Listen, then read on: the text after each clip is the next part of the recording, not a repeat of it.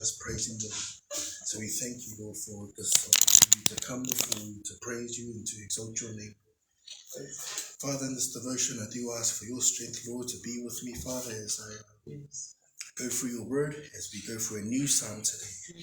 Father, and I pray also for the listeners to prepare their hearts, their mind, to receive the word, but also, Father, more importantly, that they will go back to the word, test the word, and read the word for themselves, Father.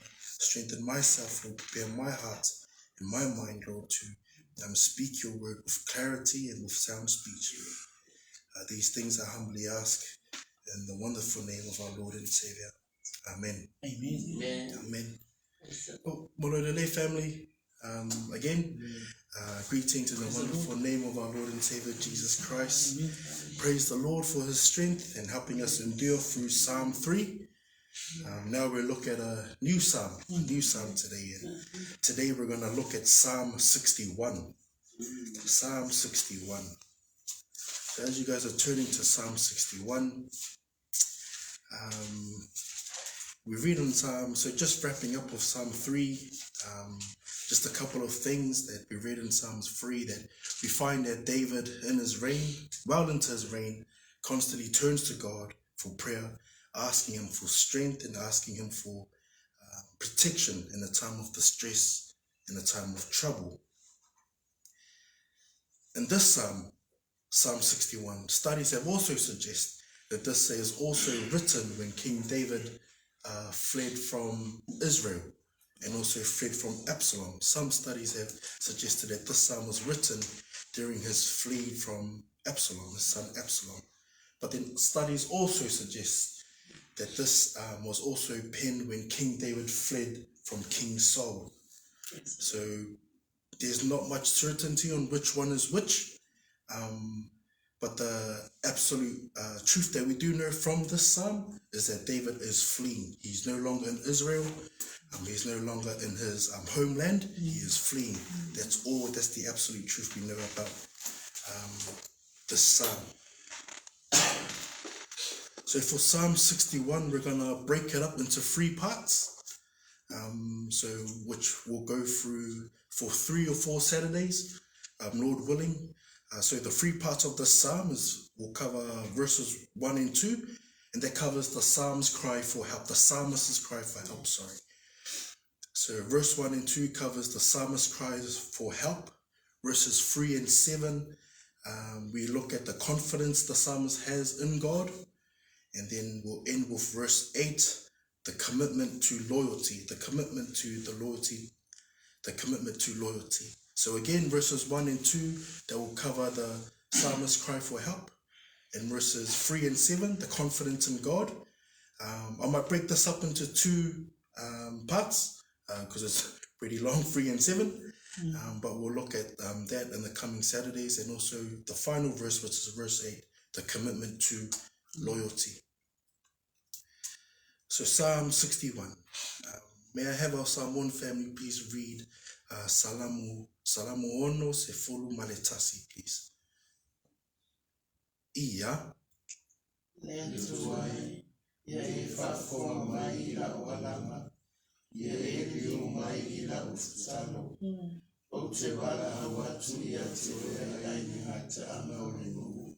Pea fa mai ila uloto. Ye eta ina halu ile papa isili ona mawaluma ya tia. Owa ufayo ile mwala. Oleo malosi aile kwa itamai. Oteno foi fa paulava ile ufane fitafai. Otifati uzua ile paulo o pahala. Awa oe letuai. Uefa fuma mai ya fitafoma. Naefo ina mai litofi uema sta udiro suafa. Eteva manusia lisoe fua uletupu. Ia avea utosama ia tupula. Eti oia efa wau iluma oleatua. Ia esa ia le alofa male fama oni.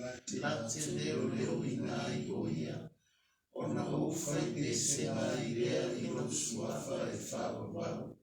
Ina ia o akatua I le aso ma le aso. Mea mahuta utoai. Amen.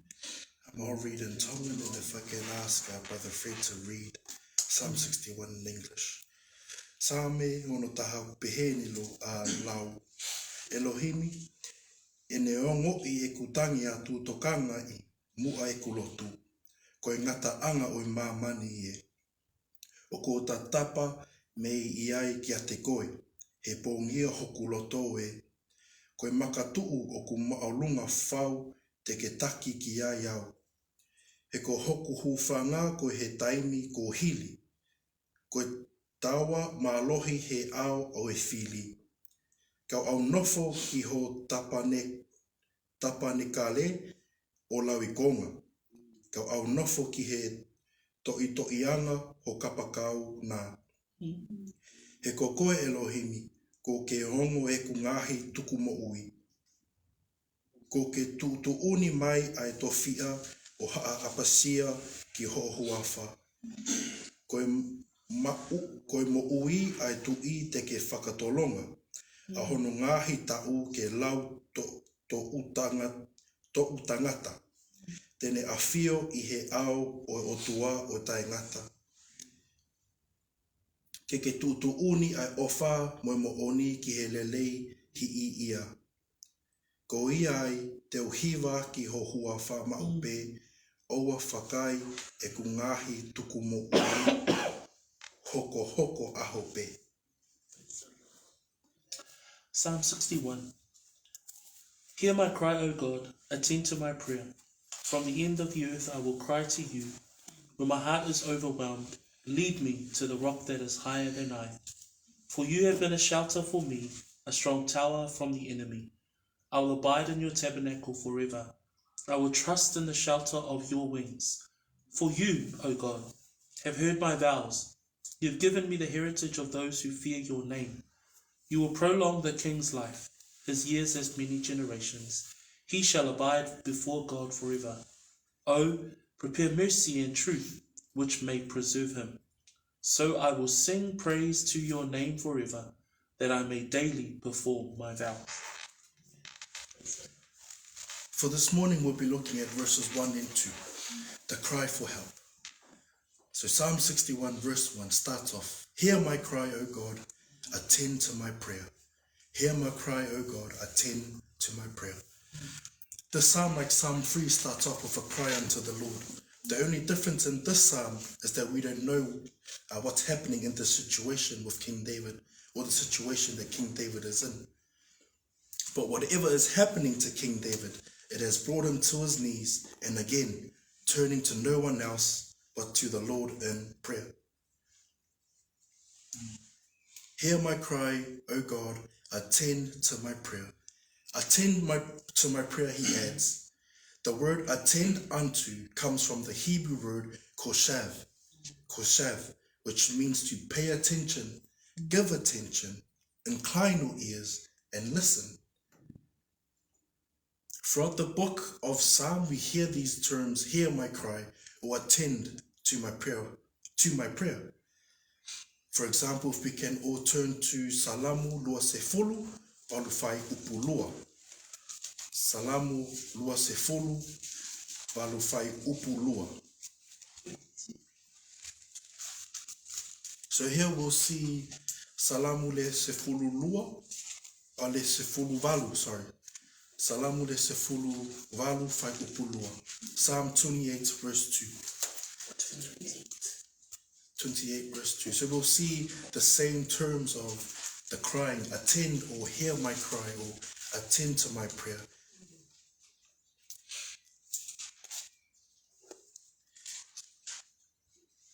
So if you guys are there, our Samoan Bible readers, please. Ia.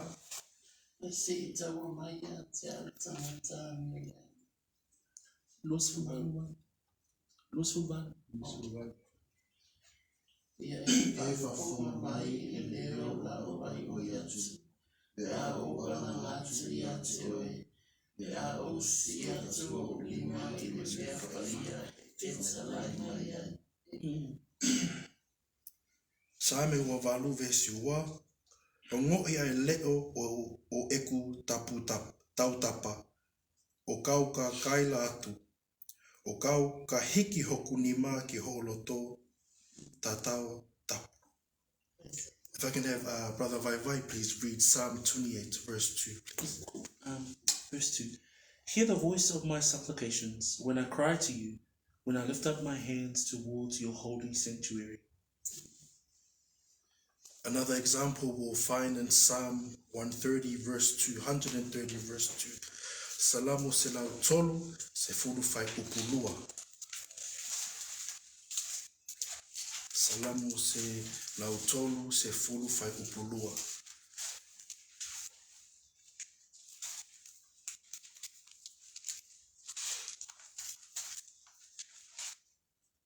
Ia, fai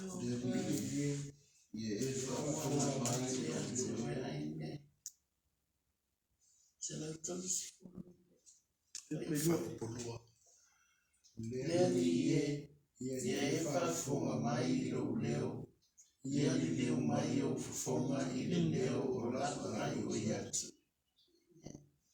Brother Vai, if I can have you read Psalm 130, verse 2, please. Verse 2. Lord, hear my voice. Let your ears be attentive to the voice of my supplications.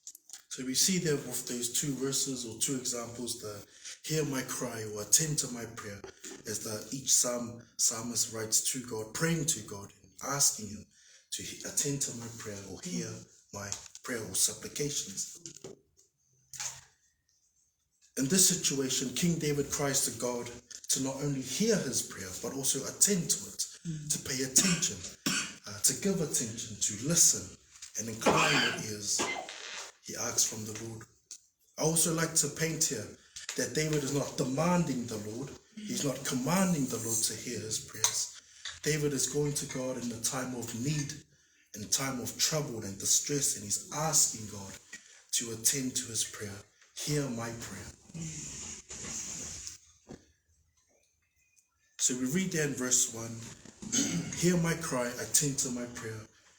And then we find out his prayer in verse 2.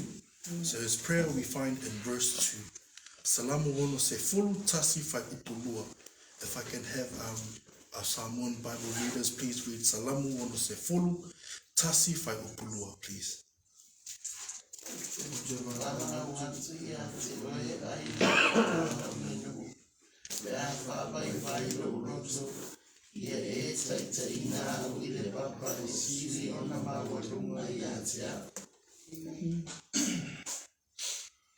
Same ono taha, besi ua, o kubehene lau.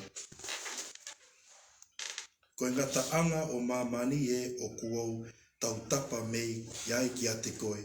He pongia hoku loto e koe maka tuu o kumoolunga whau, te ke taki ki ai au. Brother Vai, if I can have you please read Psalm 61, verse 2, please. From the end of the earth I will cry to you. When my heart is overwhelmed, lead me to the rock that is higher than I. Amen. So verse 2 begins with the location of where David is or where he's praying from. We read there, from the end of the earth. Now this term from the end comes from the Hebrew word koteh, which means borders or outskirts. So we see that David is no longer in Israel, but in the outskirts or in the borders of Israel. Now if we look at the word of the earth, that comes from the Hebrew word eretz. Eretz, which means a country, a territory, or the land of Canaan, or Israel. So we see that David is far away from his homeland, far away from where he lives or where he reigns as king. And he is praying from that faraway place, from the outskirts of Israel, or the land of Canaan or Israel, or the borders or the outskirts of Israel. So from unpacking these words, we can see that David is no longer in Israel or in his territory, but in the outskirts. Studies suggest that David's absence from his homeland compels his feelings to discouragement and exhaustion. The phrase also hints at feelings of estrangement from God. Another study says that The psalmist means that he is at a distance from his sanctuary on Mount Zion and feels himself to be far from God. As David is far away from his homeland, he will continue to cry to the Lord. He will continue to pray and turn to God. David being far away from his homeland, also probably in his distress, his heart is overwhelmed, as we read there. His heart is overwhelmed. The word heart comes from the Hebrew word labeh, which means the inner man, the mind, the heart, the conscience, or the understanding. So for David, all these things were failing him. All these things were growing weary because of where he was or his situation or his distress. Now the word overwhelmed comes from the Hebrew word otaf, which means to be feeble, be faint, and grow weak. So David, outside his homeland, outside his territory, outside the borders of Israel, is feeling faint, is weak. He's growing weak, and his heart is overwhelmed. His understanding, his conscience, his mind, his soul is growing very weak. So in this situation, David finds his spirit growing faint, and his heart is dismayed. We find so we know that from reading of the psalm, we don't know the situation again of King David, but we do know that wherever he is feeling faint, he is feeling dismayed, or he is growing weary. If I can have Brother Vai please read from Psalm 143, verse 4. Psalm 143, verse 4. Therefore my spirit is overwhelmed within me, my heart within me is distressed. So that psalm is another example of when David finds his spirit growing faint. David finds his heart being dismayed that's inside him. And we find that in verse 1 of Psalm 143, again, he turns to the Lord in prayer. He turns to the Lord in prayer. So we can see through these glimpses of the Psalms that we read, or the life of David, that he's, might I say, a man of prayer. That he goes to the Lord, he turns to the Lord, runs to the Lord in prayer, as if he knows that if he can do it again, or if he can run to God the first time and it happened, he can continue on doing so. So the trust that David had in God is pretty strong. It continues there, lead me to the rock that is higher than I. Lead me to the rock that is higher than I. The psalmist continues on with the word leads me or guide me. These two words sound almost like a word of surrender. Lead me, guide me. Lord, you lead me or you guide me to the rock that is higher than I. Now we all know that the rock reference here, the rock is none other than God. None other than the Lord, who is his protection, who is his refuge and a safe place. Brother Vai, if I can have you read Psalm 18, verse 46, please. Psalm 18, verse 46. The Lord lives, blessed be my rock. Let the God of my salvation be exalted. Psalm 62, verse 2 reads this, He only is my rock and my salvation. He is my defense. I shall not be greatly moved. So we see there that the term the rock, it's a reference to God's protection, his refuge, might I say his stability, that David can run to. And like David said in Psalm 62 verse 2, that he shall not be moved. Now we know that a big boulder or a big rock, no matter how many times you try to budge it or move it, it will not move. So David's trust, David's prayer unto the Lord is that he knows that if I pray to God, if I surrender to God in my situation, I will not be moved. I shall not be moved. This is another psalm we see here with the King of Israel kneeling, going to God in prayer for strength and for leading.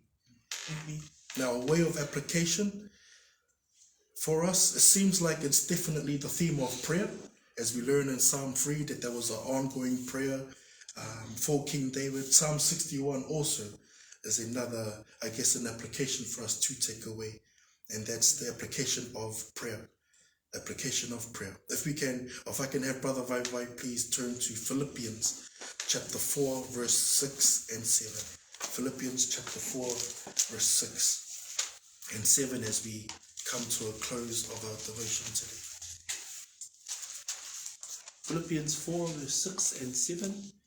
Be anxious for nothing, but in everything by prayer and supplication, with thanksgiving, let your requests be made known to God. And the peace of God, which surpasses all understanding, will guard your hearts and minds through Christ Jesus. May I say that this verse is what we see through the life of David in Psalm 3. That in his time of distress, in a time where it's chaotic, he prays and then he's at peace. Like in Psalm 3, he prays in the midst of a circumstance that no one should be sleeping in, with 10,000 of people surrounding him, yet he prays and he sleeps. So may that be our encouragement today. May that be our application, that we can always go to the Lord in prayer. And then once we pray to God, that we can also rest in his peace. I'll end off our devotion with prayer, and then I'll hand it over to Brother Vai, who will lead us in another time of worship. And if we can be upstanding for the time of worship, please. Let us pray. Father, I thank you for the opportunity for this morning, Lord. I thank you, Father, that as we learn throughout these Psalms, Father, the importance of prayer, the importance of coming to you for strength, the importance of coming to you for help in times of distress, in times of trouble, but also in times of joy, that we can praise your name, Father, that we can sing of your goodness and your faithfulness over our lives, Lord. May we never take for granted the opportunity we do have to come to you freely, Lord. So we thank you, Father God, for today's devotion. I pray that what's of truth, let it find itself in good soil, and in your timing and in your will, it will bear fruit, Father. What's not of truth, Lord, let it fall on deaf ears, Father. And I pray that you continue to sanctify us by your truth, Lord, that as we continue to labor and toil in your word, read your word, Father. So we thank you, Father, for the opportunity we do have. In Jesus' name I pray. Amen.